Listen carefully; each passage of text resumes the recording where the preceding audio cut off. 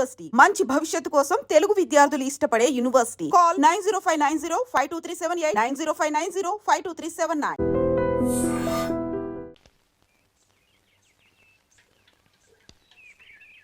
అమ్మా సుమతి, లోపల గొడుగుంది పట్టరమ్మా. అక్క, పెదబాబు గారికి గొడుగు కావాలంట. అక్కడుందమ్మా, తీసుకెళ్ళు. నాకు వేరే పనులు, నువ్వే తీసుకెళ్ళి.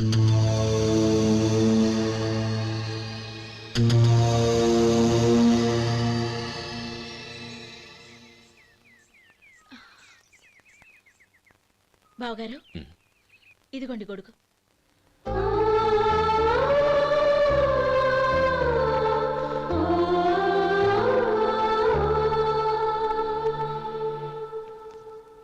నమస్కారం పెద్దాయన.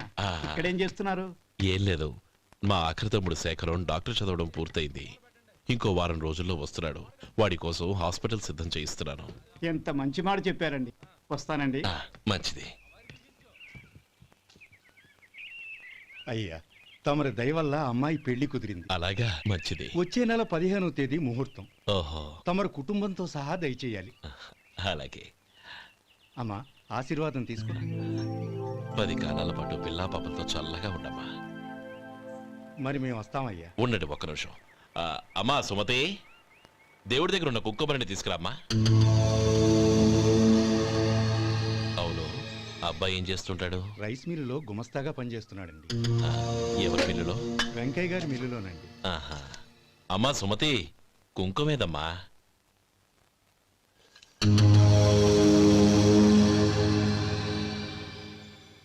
అన్నయ్య,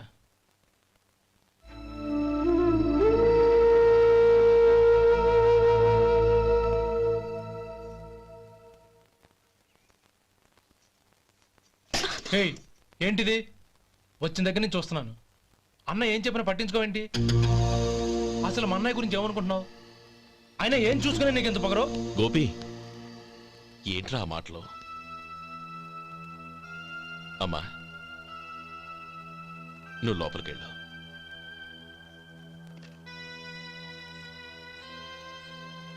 రే గోపి, కొత్త కదరా, ఎందుకలా కంగారు పెడతావు?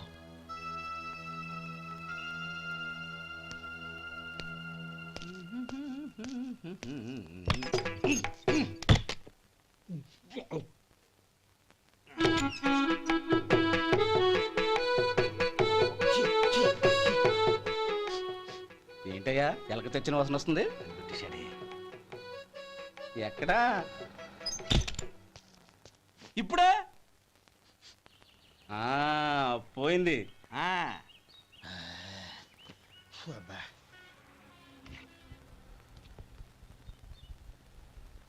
ఏమయ్యా, కాలు ఇలా ఊగుతూ ఉంటే టిఫిన్ ఎలా చేసేది? నా కాలు ఊగడానికి నువ్వు టిఫిన్ చేయడానికి ఏంటి సంబంధం? నేనంటుంది నీ కాలు గురించి కాదయ్యా, మరి ఈ కాలు గురించి. ఆ ముక్క ముందే చెప్పొచ్చుగా. ఉడతలో పిగేసిన తాటెంకలాగా బొచ్చు నువ్వును. ఒరే సొంటి, ఆడి కింద ఒత్తిట్టు. అలాగే.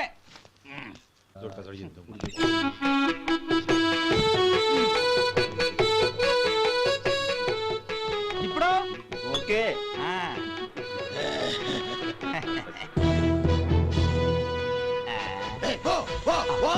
ఎన్నిసార్లు చెప్పాలి నీకు? ఒకసారి ఏదో బుద్ధి లేదు. కడుపు గడ తిన్నావా, గడి తిన్నావా? పోతకి పో పో పో పో పో. అబ్బా,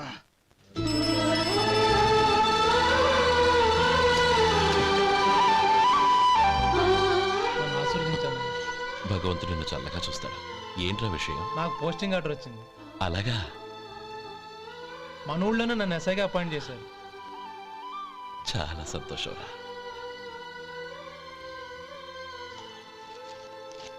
అన్నయ్య, నాకు కాదురా, ముందు మీ ఆవిడికి పెట్టు. ఇదంతా అమ్మాయి దృష్టం. నీకు ఉద్యోగం రావాలని ఎన్ని నోములు నోచిందో, ఎందరు దేవుళ్లకు మొక్కిందో. వెళ్ళి మీ ఆవిడికి పెట్టు. ఏంటమ్మా ఇది? నా మొహం చూస్తే ఎలాంటి పనైనా నాశనం అయిపోతుందని, నేను నష్ట జాతకురాలని మా నాన్న ఎప్పుడు అంటుండేవారు. అదే నా మనసులో నాటుకుపోయింది. ఆ రోజు మీరు కుంకుమ భరిని అడిగినప్పుడు శుభమా అంటూ పెళ్లి చేసుకోబోయే ఆ పిల్లకి నా చేతులతో కుంకుమ ఇచ్చానంటే ఎక్కడ శుభం జరుగుతుందోనని భయపడ్డానండి. అందుకేనండి మీరు బయటికి వెళ్తూ గొడుగు అడిగినా ఇవ్వకపోవడం, ఎవరు రాకపోవడం. అంతేగాని నా బతుకులో వెలుగు నింపిన మిమ్మల్ని అవమానించేంత దుర్మార్గురాలి కాదండి నేను. లేమ్మా. ఏంటమ్మా ఇది? చిన్నపిల్లల లేదండి, నాకు అదృష్టం ఉందని, నా పూజకు ఓ విలువ ఉందని మొట్టమొదటిసారి అందు మీరే. ఈ క్షణమే నా ప్రాణాలు పోయినా పర్వాలేదు బావగారు, ఆ ఒక్క మాట చాలు. ఊరుకో. మంచి చెట్లకు మనుషులే కారణమైతే ఇక గుళ్ళెందుకు, దేవుళ్ళెందుకు? పిల్లెదురొస్తే అశుభమని, నక్కతోక తొక్కితే శుభమని అంటారు. అలా అయితే అందరూ ఇళ్లలో నక్కల్నే పెంచుకోవచ్చుగా. అలా ఎందుకు చేయరు? మంచి చెడు అన్నది మనుషుల మనసుల్లో ఉంటుందమ్మా, ఆశీర్వదించే చేతుల్లో కాదు. ఇక మీదట నేనెప్పుడూ నీ కళ్ళలో నీళ్లు చూడకూడదు, సరేనా? రే, అమ్మాయికి తీపి తినిపించు.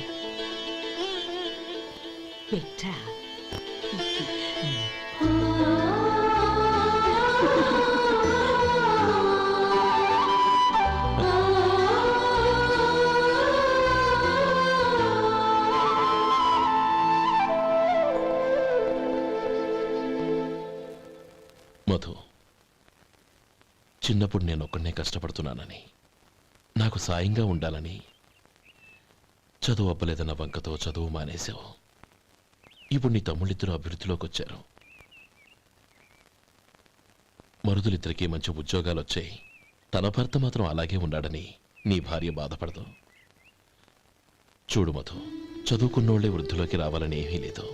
కృషి పట్టుదల ఉంటే ఎవరైనా ఏదైనా సాధించవచ్చు. నీకు తెలివితేటలున్నాయి. నువ్వు తలుచుకుంటే కానిదంటూ ఏదీ లేదు. పైగా నీకు సాయిగా మేమందరం ఉన్నాం. ఎవడ్రా వాడు? ఇన్నాళ్ళుగా వ్యాపారం చేస్తున్నాను, నిన్నగాక మొన్న వచ్చినోడు వాడు నాకు పోటీయా? వాణ్ణి పెరగనివ్వకూడదు. వాణ్ణి ఇక్కడికి రప్పించండి, నేను మాట్లాడతాను.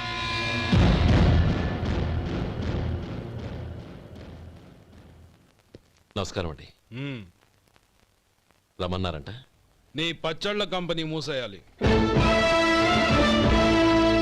నీకెంత కావాలి? 5 లక్షలు ఇస్తాను. చాలా? 5 లక్షలు కాదు, 50 లక్షలు ఇచ్చినా నా కంపెనీ మూయడం జరగదు. బాగా ఆలోచించుకొని చెప్పు. ఈ వ్యాపారంలో పుట్టి పెరిగినోణ్ణి, నాతో పోటీ పడకు. నా చేతి కింద 6,000 మంది పనిచేస్తున్నారు. ఆంధ్ర మొత్తం నాకు బ్రాంచులు ఉన్నాయి. నేనే మార్కెటింగ్ చేయలేకపోతున్నాను. ఆఫ్టర్ ఆల్ ఒక కుటీర పరిశ్రమలా పెట్టుకొని నువ్వెలా మార్కెటింగ్ చేయగలవు? 6,000 మంది వర్కర్స్ని పెట్టుకుని ఆంధ్ర మొత్తం బ్రాంచీలున్న మీరే నా కంపెనీ చూసి భయపడుతున్నారంటే నా సరుకులో నాణ్యత ఉందనేగా. ఆ నాణ్యత ఉన్నంత వరకు నాకెవరూ పోటీ కాదు. ఈ ప్రపంచంలో నేను ఎక్కడైనా మార్కెట్ చేయగలను. వస్తాను.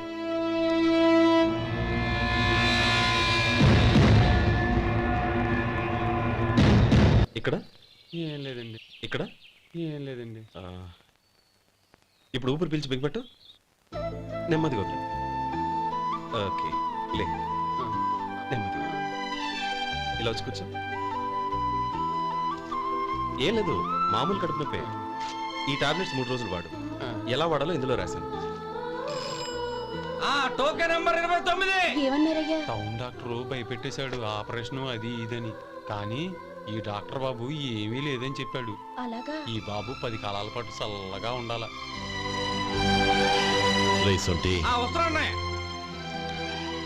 రే, భగవంతుడి దయ వల్ల తమ్ముడు హస్తవాసి మంచిదని అప్పుడే పేరొచ్చిందిరా. తమ్ముడిని దగ్గరుండి జాగ్రత్తగా చూసుకో. పని హడావుల్లో పడి వేళకు భోంచేయడము. అబ్బే అదే లేదన్నయ్య. 1 గంటకల్లా పేషెంట్ కట్టు, భోజనం పెట్టు. అది అలా జాగ్రత్తగా చూసుకో. నేను చూసుకుంటాను కదన్నయ్య, నువ్వు వెళ్ళు.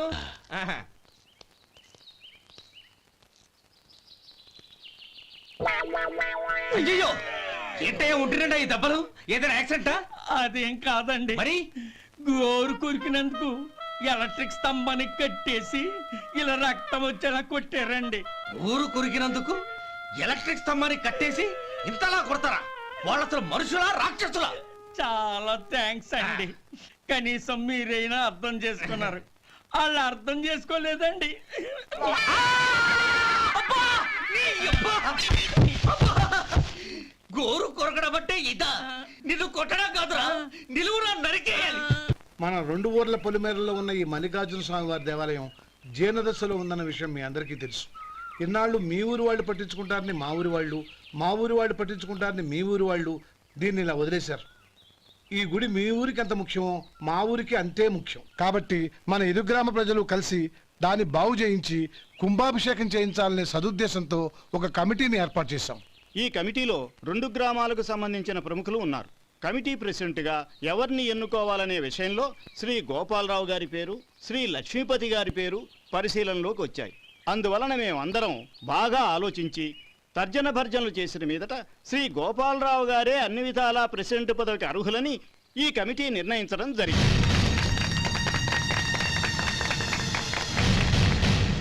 అంచేత ఈ ఉభయ గ్రామ ప్రజలు శ్రీ గోపాలరావు గారికి ఉదారంగా విరాళాలు అందజేసి ఈ శుభకార్యాన్ని జయప్రదం చేయవలసిందిగా కోరుతున్నాం. ఏంటి ఇంకా రాలేదా? ఏంటయ్యా టైం 10 అవుతోంది, బోర్డు మీద 10 గంటలను రాసింది. మీ డాక్టర్ ఇంకా రాలేదు. అసలు మీ డాక్టర్ కి టైం సెన్స్, పంక్చువాలిటీ ఏమైనా ఉన్నాయా? ఇంతకీ మీరెవరండి? నేను డాక్టర్ అమ్మని. ఓహో, మీరు డాక్టరేనా? డాక్టర్ అంటే డాక్టర్ని కాదయ్యా, డాక్టర్ని చేసుకోబోయేదానని అర్థం.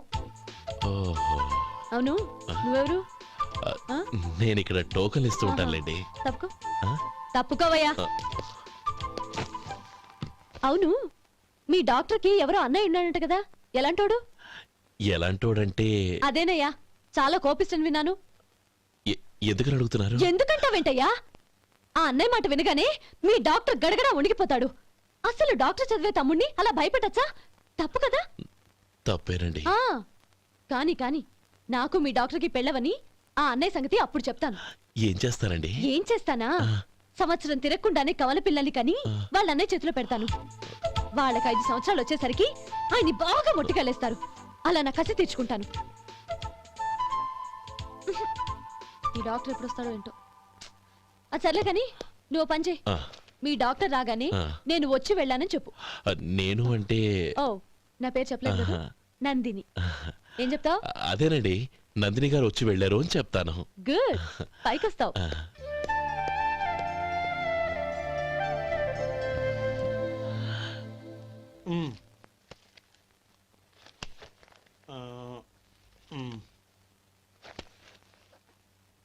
దీంతో మొత్తం 4,98,200 అయ్యాయి. పోతే నువ్వు ఇచ్చినంత ఇవ్వలేకపోయినా ఈ దైవకార్యానికి నా వంతు చందా 1800. దీంతో మొత్తం 5 లక్షలు పూర్తయ్యాయి. సరేరా, నేను ఈ డబ్బు తీసుకుని పట్నం వెళ్ళి బ్యాంక్ లో వేసొస్తాను. అలాగే, నేను నీతో వద్దాం అనుకున్నాను రా, అనుకోకుండా సాయంత్రం ఇన్స్పెక్షన్ వచ్చింది. పర్వాలేదులే, వెళ్ళొస్తాను.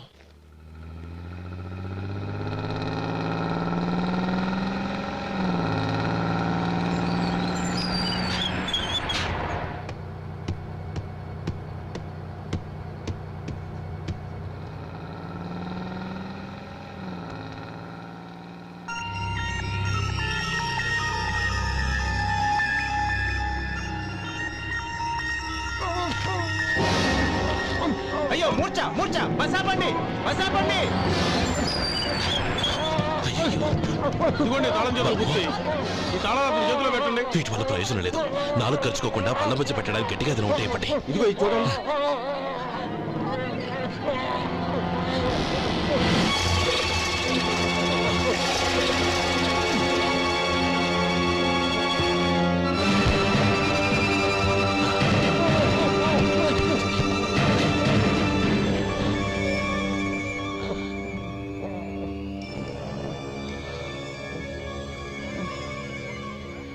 మీరు వెళ్ళి మీ సీట్లో కూర్చోండి, కొంచెం గాలాండివ్వండి.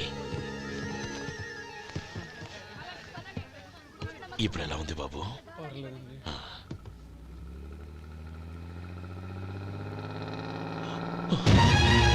అయ్యో, నా బ్యాగ్ ఎవరైనా చూసారా? అందులో 5 లక్షలు ఉన్నాయి. నా బ్యాగ్ వెంటనే బస్ ఆపండి, ఎవరిని కింద దిగవద్దు, అందరినీ చెక్ చేయండి. నా అంచనా తప్పు కాలేదు. వాడి మంచితనమే వాడిని దెబ్బకొట్టి మన వాళ్ళని పంపించి గుడి తాలూకు డబ్బు కొట్టేశాడని పోలీస్ కంప్లైంట్ ఇవ్వండి. ఇప్పుడు ఆ స్టేషన్లో ఎస్ఐ వాడి తమ్ముడే. వాడే వెళ్ళి వాడి అన్నయ్యని అరెస్ట్ చేసి వీధుల్లో నడిపించుకు తీసుకురావాలి. అది నేను కళ్ళారా చూడాలి, మనసారా సంతోషించాలి. అయ్యా గోపాలం గారు, గోపాలం గారు, మీరు దేవస్థానం సొమ్ము దొంగిలించారని ఎవరో పోలీస్ కంప్లైంట్ ఇచ్చారంట. మిమ్మల్ని అరెస్ట్ చేయడానికి మీ తమ్ముడు గారు వస్తున్నారు.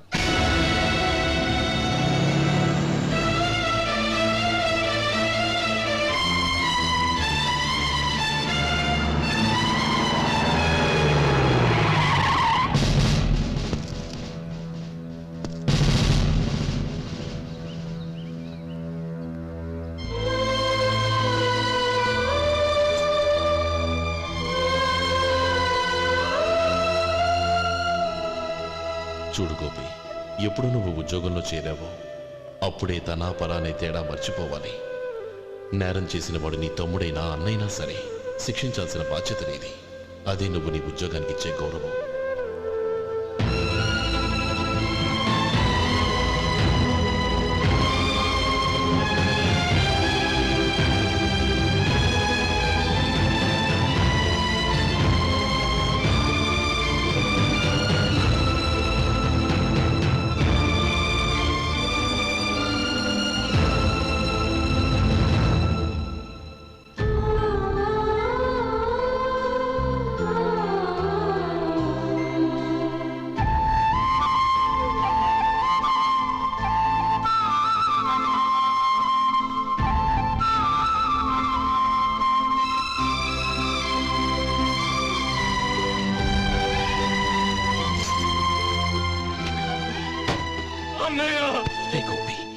ఏమిట్రా ఇది? నన్ను క్షమించు అన్నయ్య. నేను కోరి ఉద్యోగుల చేరిన మాట నిజమే, కానీ ఇలాంటి పరిస్థితి ఎదురవుతుంది అనుకోలేదు. నా ఒంట్లో ప్రతి రక్త పట్టు నీ భిక్షానన్నయ్య.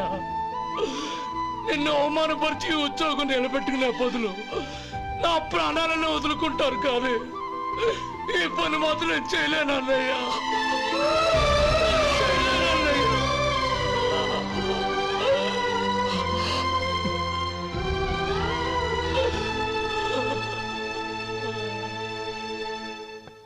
ఏరా, ఇన్నేళ్లు కష్టపడి సంపాదించిన ఉద్యోగానికి రాజీనామా చేస్తావా? కనీసం నీ పెళ్ళాం ఏమనుకుంటుందోనని ఆలోచించావా? ఇందులో అనుకోవడానికి ఏముంది మామగారు? ఎండనక వాననక కష్టపడి ఓ తండ్రి కంటే ఎక్కువగా ఈయన్ని పెంచి పెద్ద చేశారు బావగారు. అలాంటి దేవుణ్ణి అరెస్ట్ చేసే ఆ ఉద్యోగం ఈయనకు అవసరం లేదు. బాగుంది. అన్నకు తగ్గ తమ్ముడు, తమ్ముడికి తగ్గ పెళ్ళాం. సరే, మీ ఇష్టం. నానమ్మ, అన్నయ్యడి. నమస్కారం అండి. ఓ నువ్వా? రా కూర్చో. పర్వాలేదండి. ఏంటి ఇలా వచ్చావు? ఆ రోజు నా కంపెనీని మూసేయమన్నారు. ఇప్పుడు నేను మూసేయడానికి సిద్ధంగా ఉన్నాను. దానికి ప్రతిఫలంగా నాకు 5 లక్షలు కావాలి. అలాగే, నీకు కావలసిన 5 లక్షలు నేను ఇస్తాను. చాలా థ్యాంక్స్ అండి. కానీ మీరు మీ కంపెనీని మూసేయక్కర్లేదు. సార్? అవును మిస్టర్ మధు, మీ అన్నగారికి జరిగిన అన్యాయం గురించి తెలుసుకున్నాను. మీ కుటుంబం గురించి కూడా విన్నాను. సహజంగా అందరూ ఐకమత్యానికి ఉదాహరణ రామలక్ష్మణులు అంటారు. కానీ ఆ రామలక్ష్మణులు ఎలా ఉంటారనేది పుస్తకాల్లో చదవడం తప్ప ఎవ్వరూ చూడలేదు. మీ అన్నదమ్ములను చూస్తే ఆ రామలక్ష్మణులు ఇలాగే ఉండేవారేమో అనిపిస్తుంది. అలాంటి కుటుంబానికి ఇలాంటి ఇబ్బంది రావడం నిజంగా దురదృష్టం. రామునికి హనుమంతుల్లా కాకపోయినా ఏదో ఉడతాభక్తిగా నా వల్ల వీలైన సహాయం ఈ 5 లక్షలు తీసుకో. మీ కంపెనీ పేరు మీదే అన్ని సరుకులు తయారు చేయండి. నేను వాటిని ప్రపంచమంతా మార్కెటింగ్ చేస్తాను. సార్, మీ రుణం ఉంచుకోను, తొందరలోనే తీర్చేస్తాను. స్నేహితుల మధ్య రుణాలేంటి మధు? We are friends.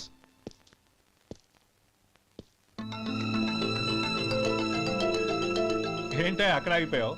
రా. నువ్వు మీ అన్నయ్యని అరెస్ట్ చేయడానికి అట్టెళ్ళావు, ఆయన లొంగిపోవడానికి ఇటు వచ్చారు. అవును, యూనిఫామ్ చేత్తో పట్టుకొచ్చావేంటి? సార్, నేను రే, ఈ మాత్రం దానికే బెదిరిపోయి ఉద్యోగం వదులుకుంటావా? నువ్వు ఇలాంటివి ఎన్నో సమర్థవంతంగా ఎదుర్కోవాలి. నిన్ను నేను ఎస్పీగా చూడాలి. అది కాదన్నయ్య. ఇంకేం మాట్లాడకు. ఇన్స్పెక్టర్ గారు, నన్ను లాకప్లో పెట్టండి. ఆగండి సార్, ఆ డబ్బు ఎక్కడికి పోలేదు. నేనే తీసి జాగ్రత్త చేశాను. ఈ విషయం అన్నయ్యకి తెలియక బ్యాగులో డబ్బు కనబడకపోవడంతో అది పోయిందనుకున్నాడు. నే పట్నం నుంచి వచ్చేసరికి జరిగిన గొడవంతా తెలిసిందే. రే మధు, జరిగిన దానికి నన్ను క్షమించనయ్యా. ఇంటికి వెళ్ళాక అన్ని వివరంగా చెప్తాను. సార్, ఇదిగోండి 5 లక్షలు. ఇది కమిటీ వాళ్ళకి అప్పగించి ఈ కేసు కొట్టేయండి సార్. భలే వాడివయ్యా, తీసినప్పుడు ఒక మాట ఆయనతో చెప్పుండొచ్చుగా. అనవసరంగా పెద్ద ఆయన స్టేషన్ వరకు రప్పించావు. Sorry sir. అన్నయ్య, మీరింటికి వెళ్ళండి. నేను లెక్క అప్ప చెప్పేసి వస్తానండి. అలాగే.